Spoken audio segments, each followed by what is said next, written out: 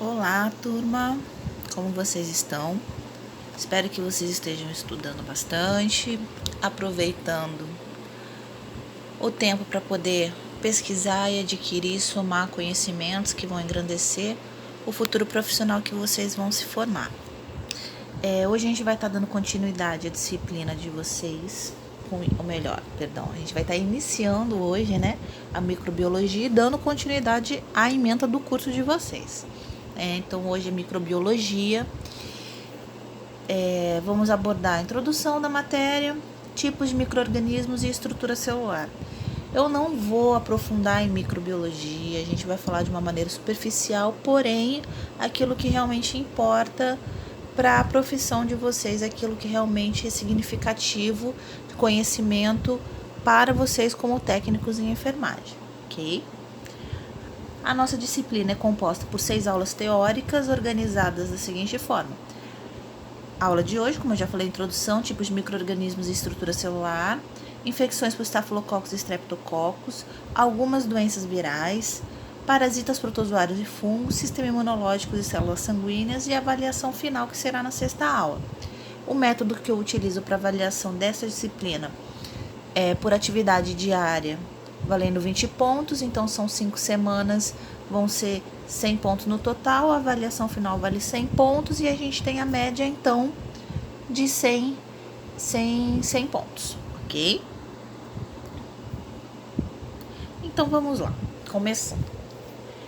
Microbiologia é a ciência que estuda os micro-organismos e foi impulsionada com a descoberta do microscópio, Porque o microscópio ele possibilitou aos cientistas, aos pesquisadores, a conseguir observar as diferenças, das células, porque que uma tem cílios, outra tem flagelo, as organelas, que são essas estruturas que formam as células.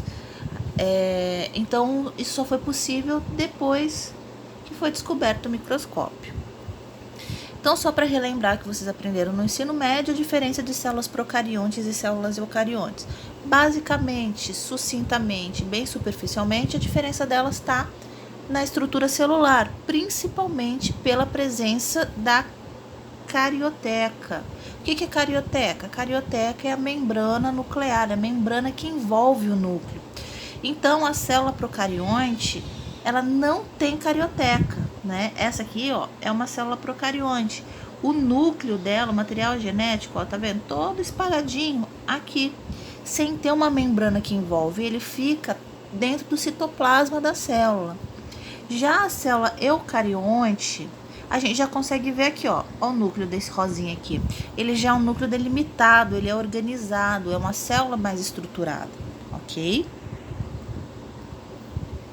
Então, os tipos de micro-organismos que nós temos. Nós temos os protozoários, que são seres eucariontes unicelular. Então, se eu tenho um protozoário, é porque eu tenho uma célula. Um protozoário ele não é formado por diversas células. Um protozoário ele é unicelular, ele é de apenas uma célula. Eles se movem por cílios ou flagelos, são nocivos ao homem. A área específica de estudo é a parasitologia. Então, eles se movem por cílios ou flagelos. Como eu falei aqui na primeira parte, aqui, ó, esses verdinhos pequenininhos aqui, ao lado, são cílios. E o flagelo é esse rabinhozinho aqui, tá? Então, a locomoção deles é dessas duas formas. Os fungos, eles podem ser uni- ou multicelulares, então a gente pode ter um fungo, por exemplo, um cogumelo, que é um fungo do reino fungi. Ele é um só, mas a gente tem, por exemplo, os bolores. Os bolores são a união de várias células, então é multicelular. Elas são células eucariontes, elas absorvem nutrientes, e a gente conhece como leveduras, bolores e micoses, As micoses que atacam os seres humanos, elas são fungos. As bactérias são células procariontes, elas possuem um núcleo delimitado e uma membrana plasmática.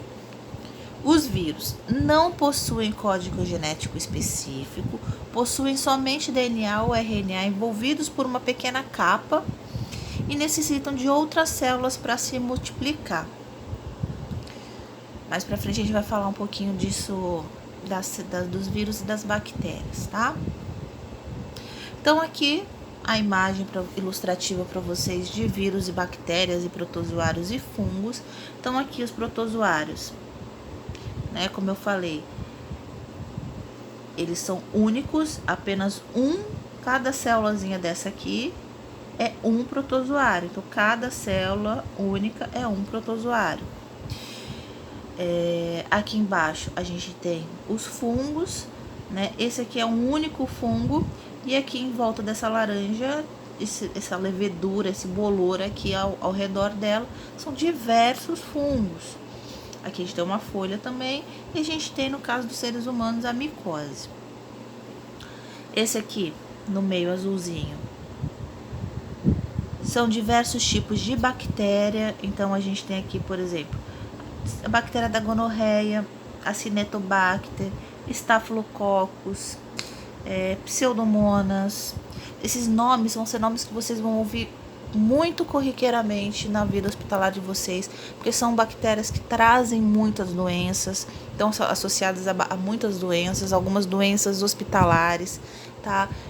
De bactérias multiresistentes, a Cinetobacter, Pseudomonas, Streptococcus, Klebsiella. Então são bactérias que vocês vão ouvir muito durante a vida profissional de vocês.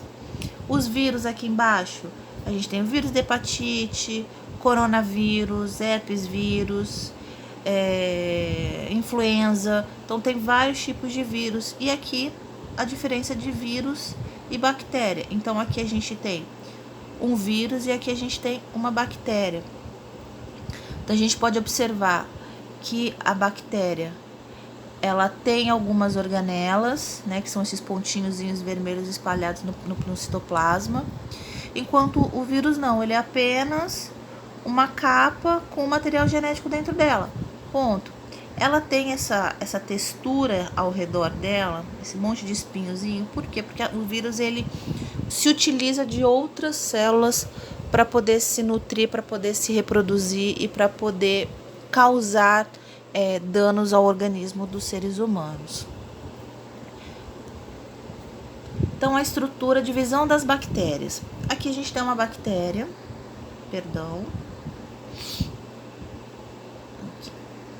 Aqui a gente tem uma bactéria, essa aqui é uma única bactéria. E como é que ela se divide? Ela é que a gente chama de fissão binária, é uma divisão assexuada. Então ela mesma se divide sozinha. Então vocês podem ver aqui na A é uma bactéria. O material genético dela começa a se duplicar dentro da célula aqui no B. Conforme ele vai se duplicando, ele começa a se separar. Olha só. Ele vai se separando até que ele consegue de uma forma só se duplicar. Então o que ele faz? Ele vai multiplicando o material genético, ele vai se dividindo até dar origem a duas células. Essa aqui vai dar origem a mais duas, essa aqui a mais duas, e assim por diante. A gente tem a multiplicação da bactéria dentro do organismo do seu hospedeiro. Então ela não precisa de mais nada, ela só precisa ser uma bactéria bem nutrida, que ela consegue se multiplicar sem depender de mais nada. E aqui a gente tem a estrutura celular de uma bactéria. Então na bactéria a gente tem de fora para dentro, a gente tem a cápsula, né, que é esse vermelho aqui de fora. Depois a gente tem a parede celular. Essa parede celular, ela é formada por uma substância que a gente chama de lipopolissacarídeo. Então essa camada é uma parede externa de lipopolissacarídeo. Depois eu vou dizer para vocês por que é importante vocês saberem disso. Aí a gente tem a membrana plasmática. E aqui dentro a gente tem o citoplasma, que é esse azul aqui, que é onde ficam as organelas. E aí a gente tem diversas organelas, só que pra gente é muito importante a gente saber dessa organela chamada plasmídio. Cadê? Aqui, o plasmídio.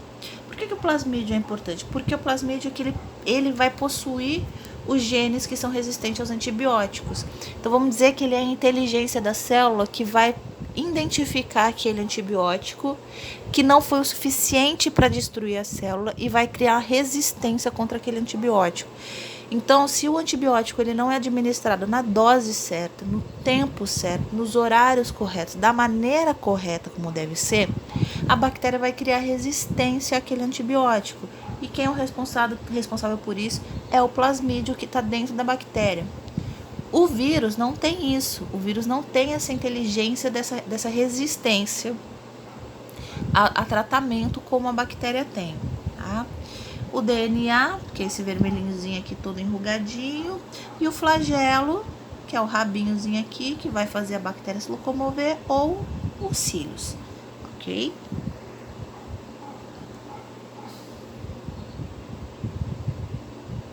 Ah, perdão, estava esquecendo de falar aqui em relação à camada externa de lipopolissacarídeos. Por que ela é importante? O vírus não tem e a bactéria tem. É um dos diferenciais do vírus e da bactéria. O vírus, a gente já ouviu ali no slide anterior, que ele tem apenas uma capa que envolve material genético. Só isso, acabou, pronto. A bactéria não, a gente já vê que ela tem diversas camadas, diversas capas protetoras, ela tem diversas organelas, ela tem um material genético mais bem estruturado, ela tem uma organela que é o plasmídio, que é capaz de desenvolver de interpretar, de poder armazenar a resistência ao antibiótico, a informação de resistência ao antibiótico, e o vírus não tem isso. E essa camada externa de lipopolissacarídeos, ela é onde o antibiótico vai agir. O antibiótico ele vem e destrói essa camada de lipopolissacarídeos. E o vírus não tem essa camada. Então, por isso que a gente tem medicações que conseguem destruir as bactérias, que são os antibióticos, porque eles vão agir nessa camada de lipopolissacarídeos e os vírus não têm. E outra coisa que nós falamos em relação aos vírus, mas anteriormente, é que o vírus ele precisa de outra célula para poder se movimentar, ele precisa de outra célula para conseguir se nutrir. Por exemplo, o vírus da AIDS, o vírus do HIV, ele tem afinidade por quais células? Ele tem afinidade pelas células de defesa. Então, ele vai junto daquelas células de defesa. Tanto que quando a gente vai destruir o vírus do HIV, a gente acaba diminuindo a imunidade do paciente mais do que ela já está afetada por conta do vírus. Porque a gente vai acabar destruindo também a nossa célula de defesa.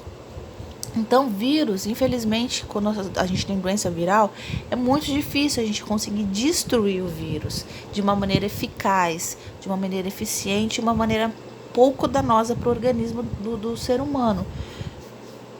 A gente acaba tratando somente os sintomáticos. Então, se um vírus ele traz dor de cabeça, a gente vai tratar a dor de cabeça. Se o vírus traz enjoo, a gente vai tratar enjoo. A gente não tem como curar e tratar o vírus em si, diferente da bactéria.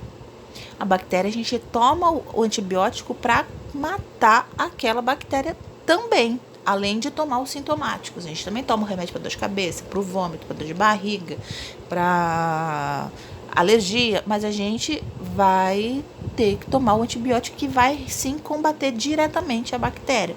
E ele vai combater diretamente a bactéria porque ele destrói essa parede, essa camada externa de lipopolissacarídeo. Ok?